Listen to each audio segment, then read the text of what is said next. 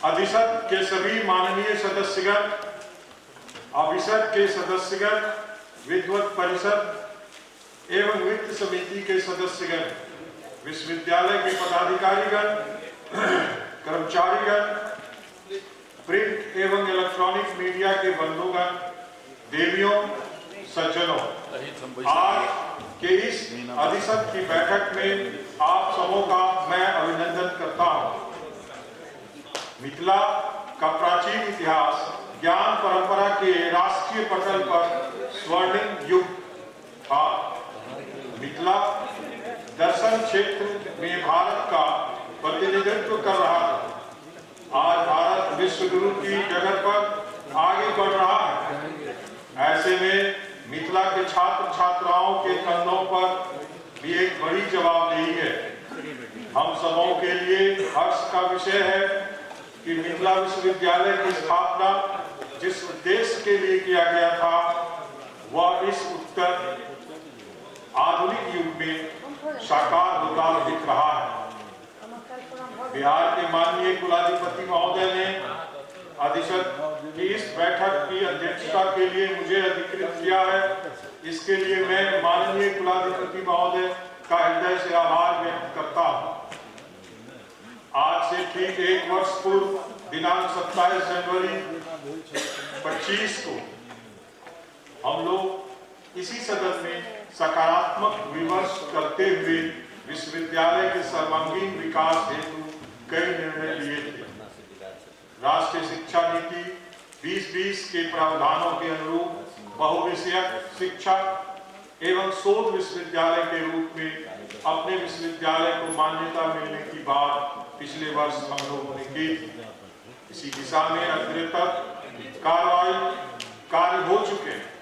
आशा है वर्ष के अंत तक परिणाम भी नजर आएगा। महिला छात्रावास, सोशल साइंस ब्लॉक का निर्माण इसकी एक बड़ी कड़ी है। प्रायोगिक विषयों के प्रयोगशाला को सुसज्जित एवं सुदृढ़ किया जा रहा है। केंद्रीय पुस्तकालय को तदनुरूप समृद्ध किया गया है। इसकी आवश्यकता भी थी। पुस्तकालय अंतर्गत ई लर्निंग लैब से छात्र काफी लाभान्वित हो रहे हैं। इनक्लिनेट के तहत शोध गंगा, शोध शुद्धि, शोध चक्र की सहायता से शोधार्थी मानव शोध कार्य कर रहे हैं। ई ग्रंथालय सॉफ्टवेयर का भी छात्र लाभ उठाकर शोधार्थी को काफी लाभ हो रहा है। ये गत वर्षों में इस सदन में लिए गए निर्णयों का परिणाम है। पिछले वर्ष हम लोगों ने चर्चा की थी कि एडवांस रिसर्च सेंटर स्थापित करने वाला ललित नारायण मिथिला विश्वविद्यालय राज्य का इकलौता विश्वविद्यालय है। आप सबों की अनुशंसा के उपरांत इस सेंटर में कई लैब स्थापित किए गए हैं। यह सूचित करते हुए गौरव और हर्ष का अनुभव कर रहा हूं कि रिमोट सेंसिंग लैब के माध्यम से शोधार्थी अभिषेक, आकर्ष एवं सुरभि कुमारी को central university of south Bihar गया और सोनू कुमार को पटना यूनिवर्सिटी पटना से यंग जियोग्राफर्स अवार्ड से सुशोभित किया गया है। इस प्रशंसनीय कार्य के लिए इन तीनों शोधार्थी सहित ज्योग्राफी विभाग के सभी शिक्षकों को सदन की ओर से साधुवाद दिया जाता है। इस सेंटर में ऑडियो वीडियो लैब को विकसित किया गया है। हमारी योजना है कि आने वाले सभी विषयों के पाठ्यक्रम आधारित टॉपिक का व्याख्यान ऑडियो वीडियो फॉर्म में यूनिवर्सिटी वेबसाइट पर अपलोड किया जाएगा और इससे अध्ययन करते हुए छात्रों को काफी सहूलियत होगी और अगले वर्ष जब हम लोग मिलेंगे तो इसकी पूरी डिटेल्स वेबसाइट पर होगी, ऐसी मैं आशा रखता हूँ। सदन को सूचित करते हुए एनईपी 2020 के प्रावधानों के अनुरूप ललित नारायण मिथिला विश्वविद्यालय स्वयं मोक्ष को अंगीकार करने वाला पहला विश्वविद्यालय है। यह शिक्षा विभाग भारत सरकार का फ्री ऑनलाइन कोर्स का एक ओपन प्लेटफॉर्म है। अब कोई भी छात्र छात्रा वर्ग अध्यापन के अतिरिक्त मूक्स के माध्यम से अध्ययन का लाभ ले सकते हैं। NEP 2020 में यह अनिवार्य है और इसका क्रेडिट छात्रों के एकेडमिक क्रेडिट से जुड़ जाएगा।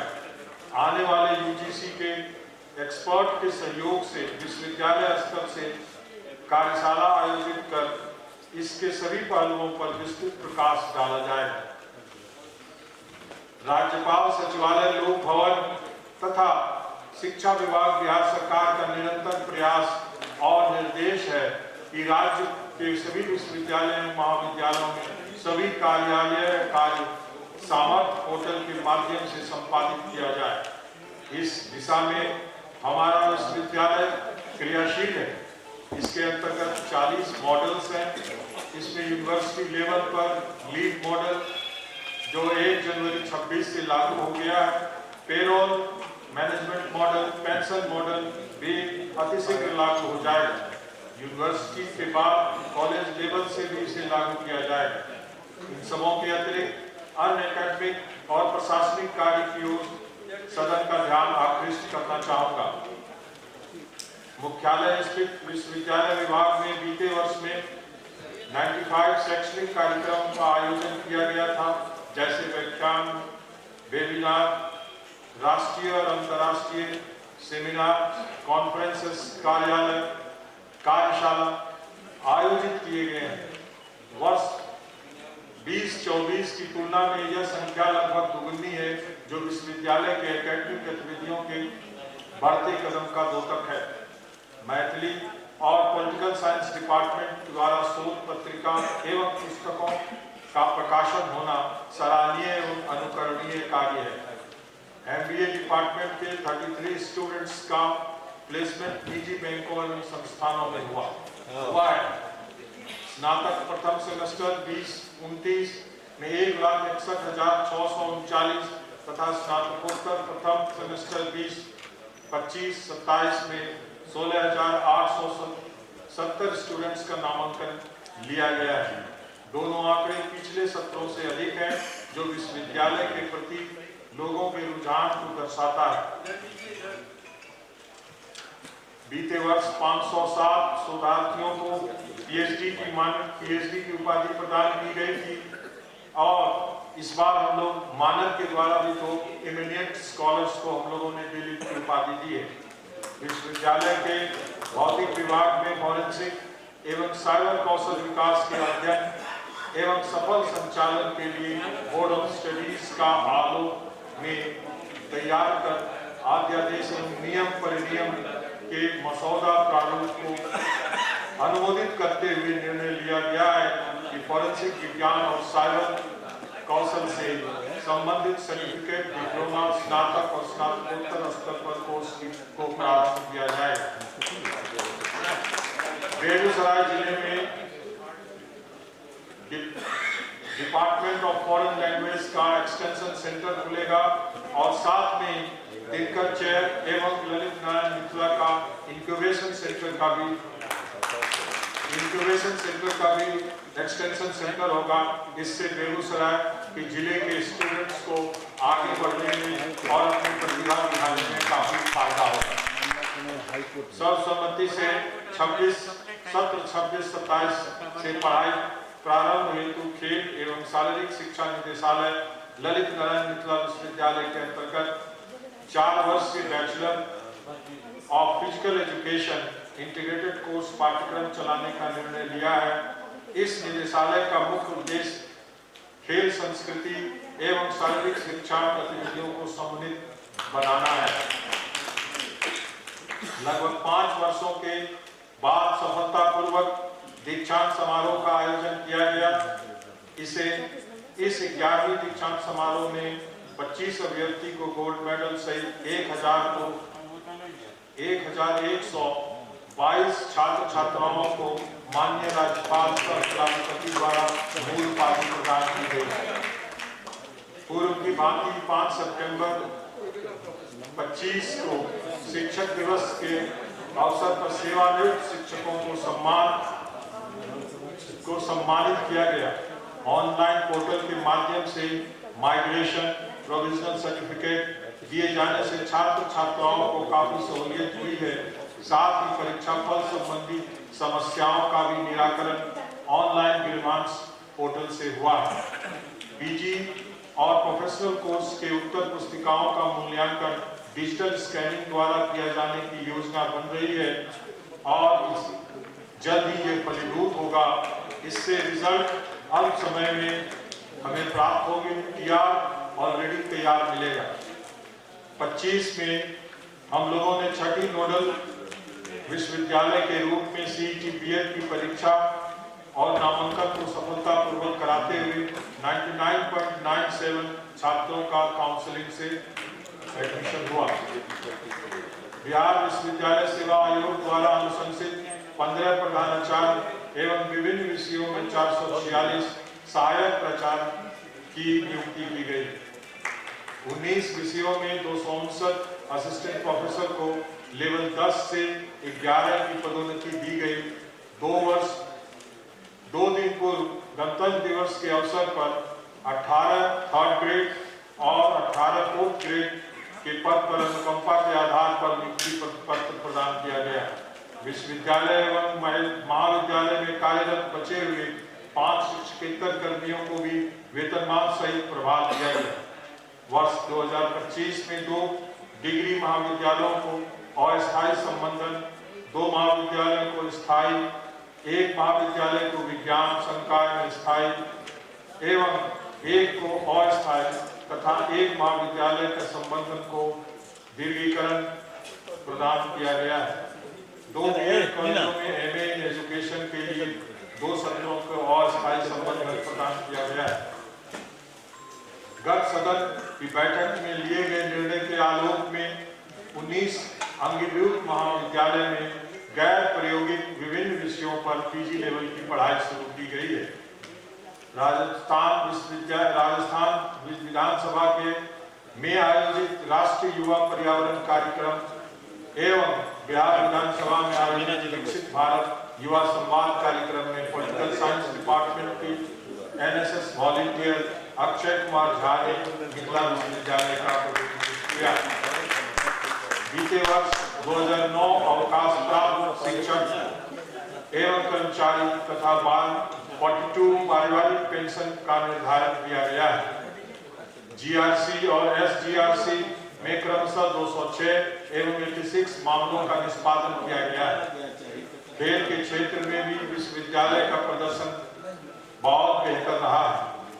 वर्ष 25-26 में डॉक्टर सीवी रमन विश्वविद्यालय छत्तीसगढ़ द्वारा पूर्वी क्षेत्र अखिल भारतीय अंतर विश्वविद्यालय कबड्डी प्रतियोगिता में ललित नारायण मिथिला विश्वविद्यालय ने द्वितीय स्थान प्राप्त किया। वर्ष 20-25 में राजस्थान में आयोजित खेलो इंडिया विश्वविद्यालय गेम्स में एथलेटिक्स पुरुष में 5000 मीटर में प्रथम, कबड्डी महिला में द्वितीय स्थान एवं स्टीपलेस में 2000 मीटर में तृतीय स्थान प्राप्त किया है। 16 से 27 जुलाई 25 को रायन ग्रुअर जर्मनी में आयोजित FISU वर्ल्ड यूनिवर्सिटी गेम्स 2025 में विश्वविद्यालय के धावक त्रिलोक कुमार ने भारतीय विश्वविद्यालय एथलेटिक 10,000 मीटर में टीम का प्रतिनिधित्व किया। वर्ष 25-26 में अद्यतन कबड्डी प्रतियोगिता में द्वितीय स्थान, वॉलीबॉल में तृतीय, टेबल टेनिस में द्वितीय, क्रिकेट महिला में प्रथम स्थान प्राप्त कर पूर्वी क्षेत्र में पहली बार चैंपियन टीम बनी। मुझे विश्वास है कि आप सभी रचनात्मक सोच रखने वाले हैं। आपके सकारात्मक सहयोग से हम सफलता की इबादत जरूर लिखेंगे। हर कठिन एवं मुश्किल क्षण को पार करते हुए यहाँ की सामाजिक, सांस्कृतिक और भौगोलिक संरचना के अनुरूप शैक्षणिक एवं प्रशासनिक स्तर पर हम सभी साथ मिलकर ललित नारायण मिथिला विश्वविद्यालय को उच्च से उच्चतर स्थान प्राप्त कराएंगे। अंत में पुनः आप सभी का अभिनंदन, आभार और बहुत बहुत धन्यवाद। जय मिथिला, जय बिहार, जय हिंद, जय भारत।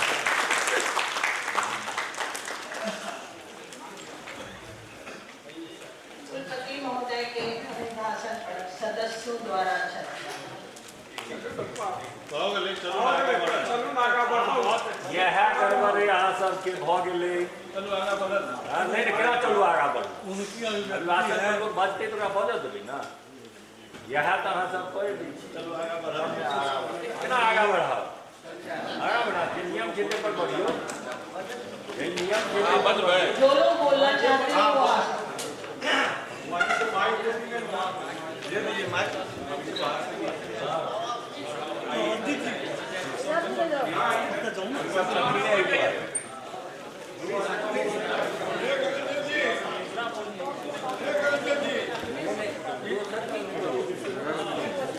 आदरणीय मिथिला विश्वविद्यालय के गौरवशाली अधिसर की मीटिंग की अध्यक्षता कर रहे हैं हम लोग के विद्वान लोकप्रिय कर्मठ एवं इनके कार्यकाल के सुखद ऐतिहासिक कार्यकाल के पुरोधा हम लोगों के माननीय कुलपति महोदय प्रोफेसर डॉक्टर संजय कुमार चौधरी जी, मंच पर आसीन हमारे एफए साहब, रजिस्ट्रार साहब महोदया और इस सदन के हमारे माननीय उपस्थित हमारे माननीय विधायक आदरणीय विनय कुमार चौधरी जी, आदरणीय मुरारी मोहन झा, डॉक्टर मुरारी मोहन झा जी, मीना कुमारी विधायक बाबूगढ़ी की विधायक हैं, मधुबनी से आए हैं, मीना कुमारी जी और हमारे राजनगर के विधायक जो यहाँ के सदन के सीनेट के सदस्य भी हैं। सौभाग्य है हम लोगों का इसी सीनेट के सदस्य हम लोग के साथ नामित सरकार से हुए और इसी सिंडिकेट यहीं पर निर्वाचित सिंडिकेट के सदस्य के रूप में इन्होंने परचम लहराया निर्विरोध सिंडिकेट के सदस्य के रूप में। और आज बिहार विधानसभा के 2025 के भारतीय जनता पार्टी के राजनगर विधानसभा के युवा पूर्व विधायक हम लोग निर्वाचित आज इस सदन के सदस्य हैं। मैं हृदय से इन्हें स्वागत करता हूँ। और दादा जी आप अपनी बात बोलिएगा, बहुत बोलते हैं, शांत रहिए। आप पॉलिटिकल बात क्या हम लोग जदयू में लेता है, हमारे मुख्यमंत्री जी ने हमें बनाया है, हमारे राज्य सरकार के साथ बीजेपी के साथ जदयू के साथ सुनिएगा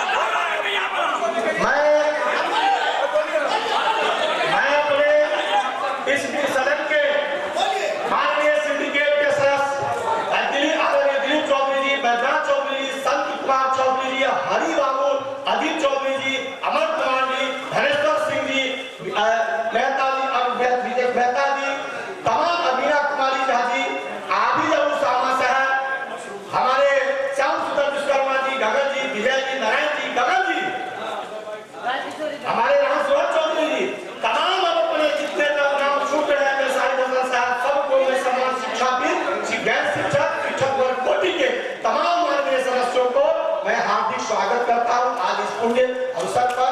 और ये गौरवान्वित वाली क्षण है कि आज यह सदन में आज सीनेट की बैठक हो रही है। सौभाग्य है कि हमारे माननीय मुख्यमंत्री जी भी आज इसी कैंपस में आ रहे हैं। ये हम लोगों के लिए गौरवान्वित और सम्मान का विषय है। हमारे कुलपति महोदय ने जो समय निर्धारित किए हैं, समय इसमें ये भी हो सकता है कि ये सदन यहीं पर मुख्यमंत्री जा रहे हैं, हम लोगों को मुख्यमंत्री जी के कार्यक्रम में जाना है। बहुत कम समय में बजट का चर्चा है, बजट के चर्चा में एक पर चर्चा पर मैं बजट को पास करते हुए सदन की ओर से अपनी बात करता हूं कि मैं बजट को पास करता हूं। और एक बात मैं कहना चाहता हूं अपनी ओर से माननीय कुलपति महोदय, मैं भी इस विश्वविद्यालय में विगत 30 साल से छात्र राजनीति किया हूँ, छात्र का राजनीति किया हूँ, आंदोलन भी किया हूँ।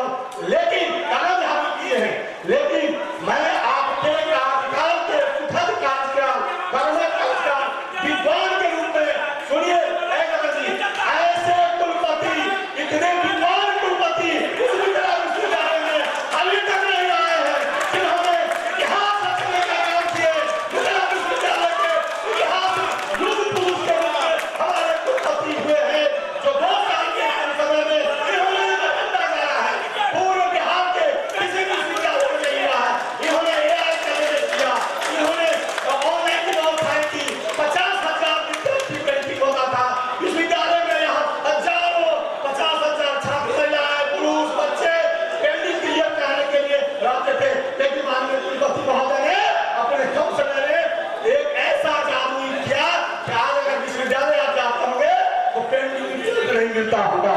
मैं अपने सदन के सीनियर सिंडिकेट के सदस्यों को, जिन्होंने हमारे कुलपति जी को मदद किए, मैं अपने रजिस्ट्रार साहब सारे पदाधिकारियों को मैं धन्यवाद देता हूँ कि आज सबसे हम लोग आंदोलन करते थे, एक ही विषय होता था, छात्र का पेंडिंग क्लियर करना है, नियमित सेशन करना है।